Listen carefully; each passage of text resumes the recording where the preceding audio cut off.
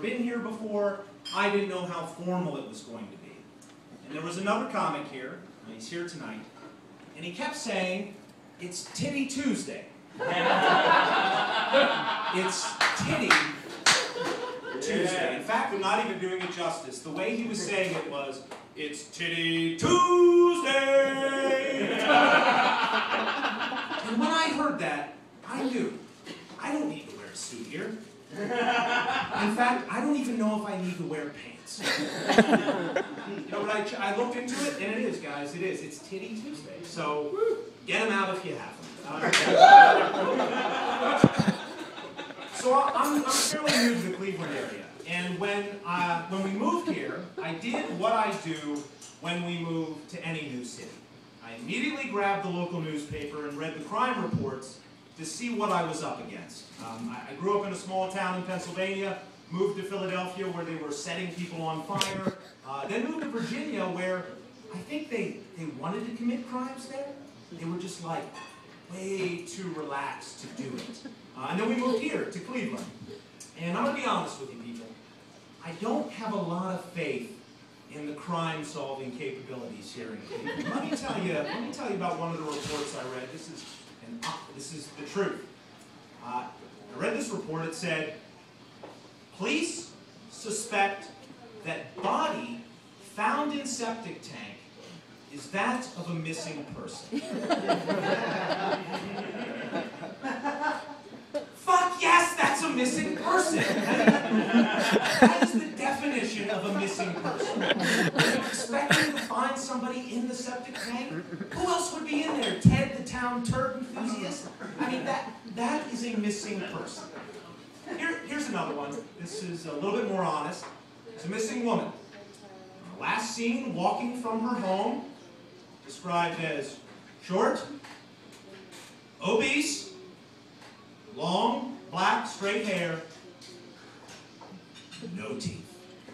And I am thinking like one thing to myself. She sounds hot. You saw that one.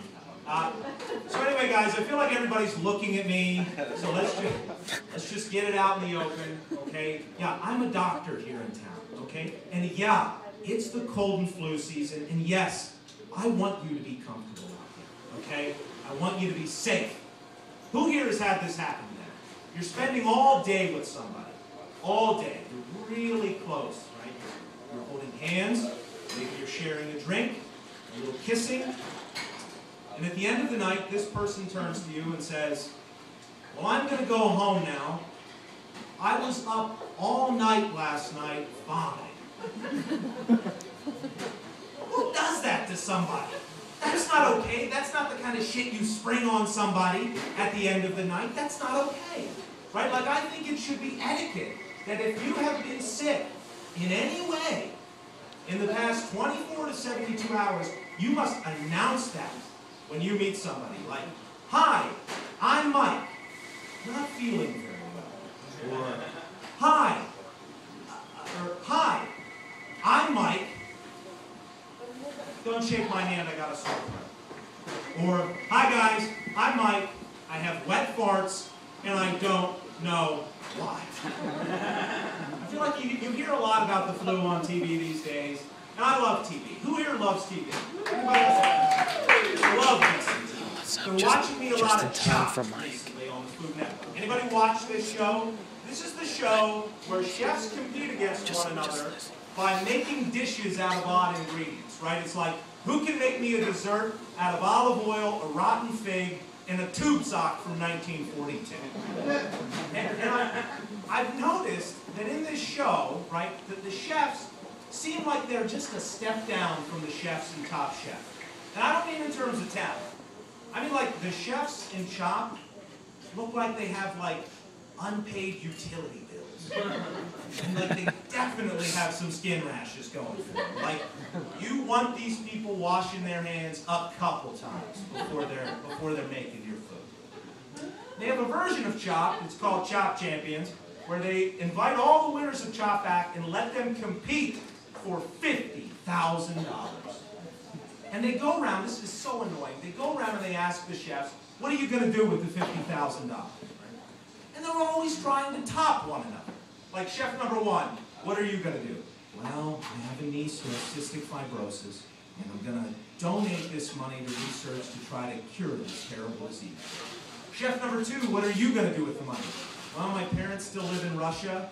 It's always been their dream to come to the United States. I'm going to use this $50,000 to bring them here. Right? Can't anybody just fucking answer this question honestly? Like, chef number three, what are you going to do with the money? Well, I'm going to go to Vegas, get a bunch of girls to suck my dick, buy a lot of vodka and drink it till it all goes away. Let me get my hands on that tube, son. That would be refreshing. That's a refreshing. I've also been watching a lot of Game of Thrones. Anybody watching Game of Thrones? This is the show on HBO with like all these wizards and warriors and shit.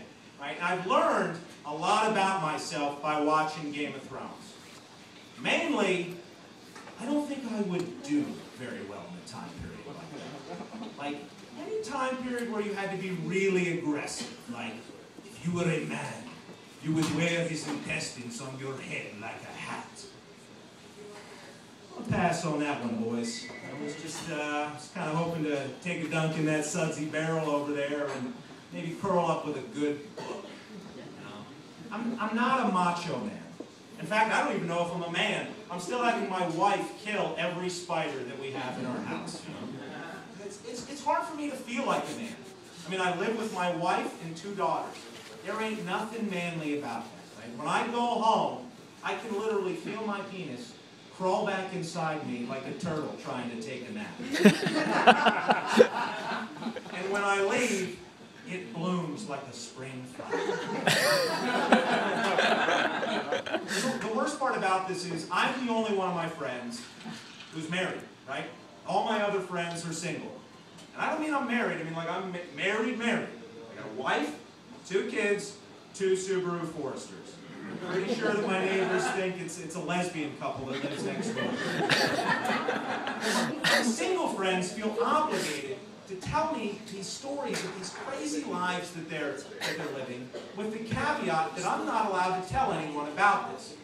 So I honor the code, but in the end, I feel like I'm just a well who's just overflowing with this raunchy information. So what I have to do is wait until my own children go to sleep at night and whisper these secrets in their ear. You know, it's like, and Jack climbed down the beanstalk and they lived happily ever after. You sleep? You sleep, babe? Yeah? Well, he fucked her. 3 times. Hush, little baby, don't say a word. You sleep? Yeah? You sleep? You know Joe? He put his finger in there. She wanted him to do it.